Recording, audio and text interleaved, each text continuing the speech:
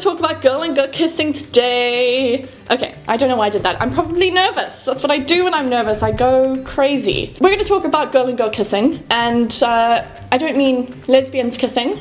Not that lesbian kissing isn't important, but today I'm going to be speaking about girls who are straight who kiss each other. This is something I really wanted to talk properly about. So I did some research and I came across a very interesting word called self-sexualization, and it's actually an ongoing study. Self-sexualization is when individuals are regarded as sex objects and evaluated in terms of their physical characteristics and sexiness. Example, the clothing they wear or actions that they perform. I'll let you guys figure that one out. And of course, the way women present themselves through social media these days. So as we get a little older, we become more aware of ourselves.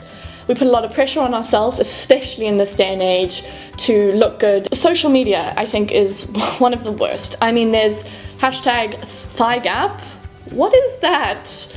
We look at people's thighs, and if they have a gap, we're like, that's amazing, let's hashtag it.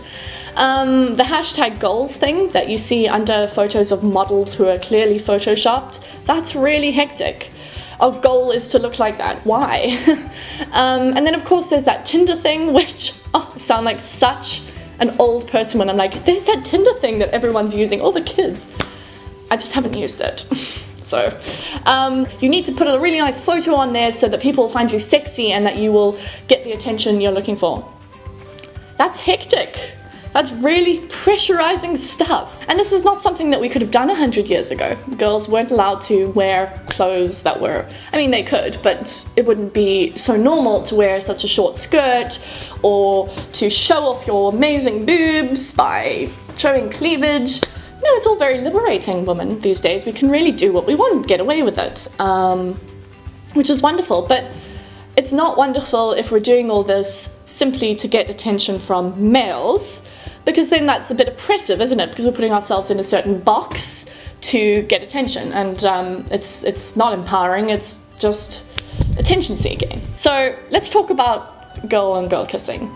And why it happens. It's a very common thing to do, especially when alcohol is involved and we lose our inhibition. The more tequilas you have, the less inhibition you're gonna get.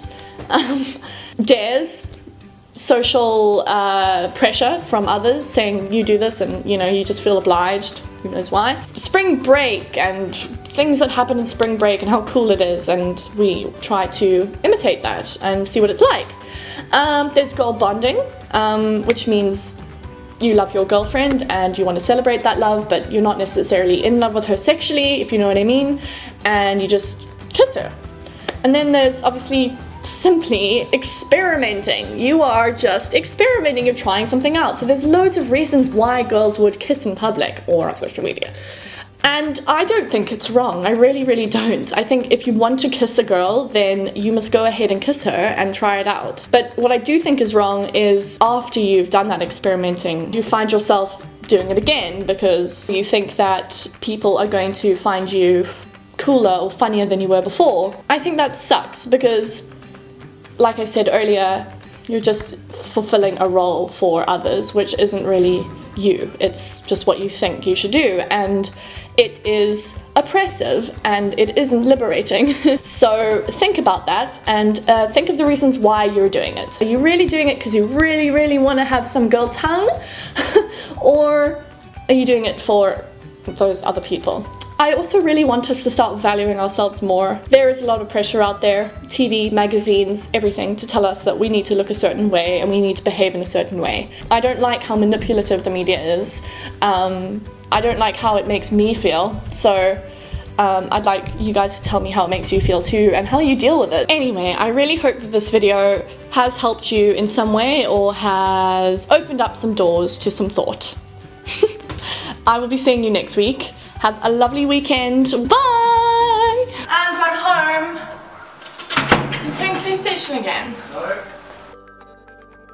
This is when I'll probably disappear off and put on my pajamas.